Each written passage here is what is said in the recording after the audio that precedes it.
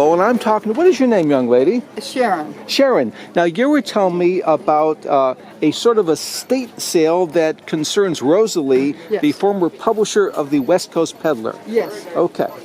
Okay, she had an estate sale, and instead of getting there when it opened early at 8, I showed up about 11. And Wait. I thought you were a professional. You showed up there at 11? No, I'm fake. I'm a fake. Okay. Okay, so I showed up at 11, and I looked around, and I looked on her desk, and there I saw something that pertained to a writer. A writer? Yes, like Frank. Like Frank? Okay, so I said to the person putting on the sale, I said, may I take this as a souvenir for Frank, the publisher of The Collector? And he says, yes, be my guest, take it. And what I took for you from this estate sale, I've been looking for you now for more than a month, is what I got for you is... Wait, those are not Rosalie's ashes, are they? That would creep me out. I got a writer's block. A writer's, but I've never had a writer's block, young lady. I know, so now you can get it. There it is. Okay. Okay, it's like you So can put your papers so on. this came from Rosalie's estate sale. Yes, from her desk. From the desk of Rosalie. Okay. Yes. And Now, I'm was sure- she there at this estate sale? No, she wasn't there. Okay, now I'm sure that now that you own this, you could give it to someone who does have writer's block. Every other writer I know does. Okay. Okay. Well, we will see. And because you are the new owner, feel free to give it as a gift to your friend. Okay, I will pass it on to the writers who have that. Okay, yeah. And I knew that, when I found that, I knew you didn't have writer's block. Never. Because your publication is so fabulous. Well, it's got to come out all the time. And you know what? Your paper last time, the grade of paper, holy smokes. It's a much on the inside. Yeah, it is. Yes. It's nicer. Well, we've gone upscale. Oh, I know. You have really gone up, and I appreciate your article so much. I'm here at the Rose Bowl, and I'm talking to one of the most successful people in the business. Now, Larry Licata has come back from, where was that? Hungary. Hungary. What are some of the cities you went to in this great tour of yours? Well, we fly into Budapest, and then we're on the road for 4 or 5 days, stopping in such cities as Eger. Eger? Would you spell Eger? I can spell Hungary. E-G-E-R. Okay, good. Debrecen, which I would spell D-E-B-R-E-C-E-N.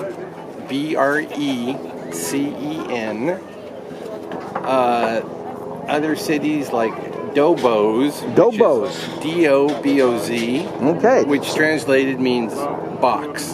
Box. A little bit of And so you probably trivia. boxed up a lot of stuff. Now, was this a buying trip or a selling trip? It was a buying trip. And what were some of the great items that you bought? Well, a little bit of everything. A lot of... Am I seeing here any of the items, No. or are you keeping that for a special time? I am not bringing anything back since I'm taking clients to buy. I, of course, don't want my clients competing with me. You don't want your clients competing. No. Now, you want to bring them on a tour, Yes. and you want them to buy stuff, but you don't want them competing with you. No, because I'm not buying anymore. So it wouldn't be cool if You're not buying anymore. Are you buying any less? I'm definitely buying less. So now, are you mainly in the tour business? I am strictly in the tour business as far as Hungary is concerned. Well, how do you get this other stellar merchandise that you have here, if not from Hungary? These are other vintage industrial items that I buy. The inside on Okay, so now you are buying locally, but you are taking your clients 6,000 miles away. Yes. Okay. Correct. Now, what about this bike here? This is your bike here. This looks like one of the stellar items. I remember. This is a girl's bike. Is this a girl's bike? So Well, it's a factory bike, as you can see by the name here. And they use these locally in factories to transport parts from one part of the warehouse to another. So how much do you want this bike, this factory girl's bike? Well, it actually sold for $250. So 250. And how old would you say it is? I would say it's probably from the 60s. Oh, from the great factory era of the 60s. Yes. And who made it? That's a good question. That means you don't know. Exactly. Okay. Well then. Okay, I'm on 10. I'm here at Rose Bowl, and we have some breaking news here.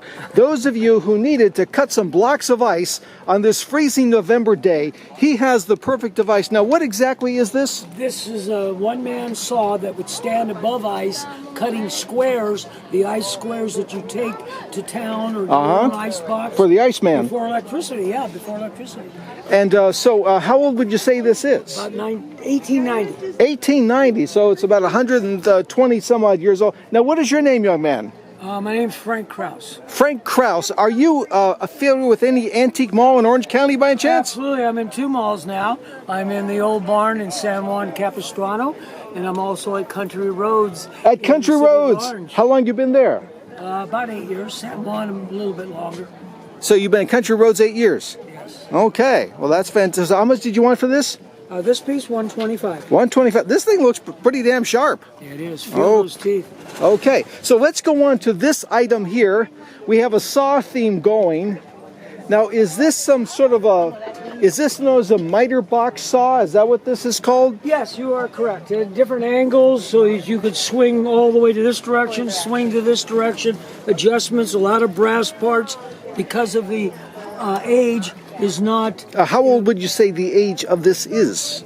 About 1912, About 1912, okay. So it is just about over 100 years old, about 105 years old or so. And how much in hard cold cash would it take to get this from your hot little hands at this show today?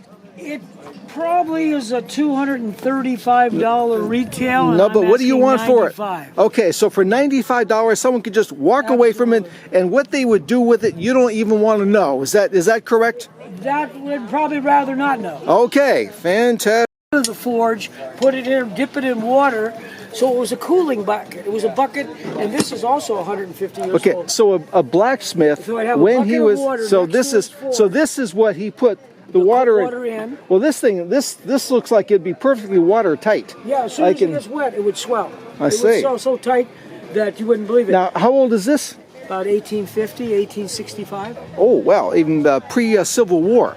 Now, how much do you want for it? It comes with all the tools. You have no choice, but there's about 6 tools. It comes with, it's 150 for everything. Okay, so the whole thing would be 150. So this could be by a fireplace or something like Absolutely. that. And This is a portable hand drill. a portable hand drill. Boy, you've got some of the. And a very What do you drill? mining, Oh, I mostly see. You mining. just put that in there. Okay, fantastic.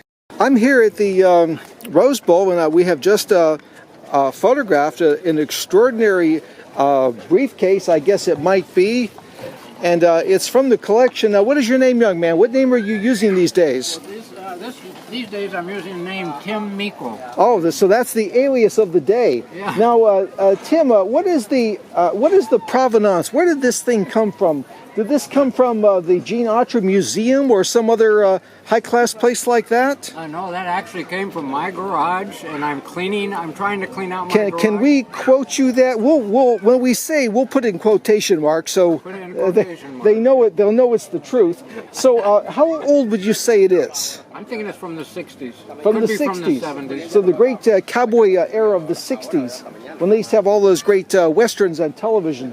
So, young man, in hard cold cash, what would it take to get this from your ringed hands? Oh, I think it would take about 300. What do I have on it? $325. Okay, so for a measly $320 some odd dollars, they could walk away with an extraordinary item that connotes the cowboy era of the 1960s. Correct. Okay, I'm talking to Bower Bob here, and Bower Bob has announced to me that he is going to be splitting the booth with Frank. How do you pronounce his last name? Balgazan. And he's going to be splitting a booth at the new Golden California show. I forget its new name. Golden West, I think it is. Golden Antique Show, and it's all antiques. Okay. And 1940. now you used to do the show back in the old days, because I remember getting some great shots of you. I better move out of here. I'm being Come on in. Time out. kicked out here. Don't worry about the carpet.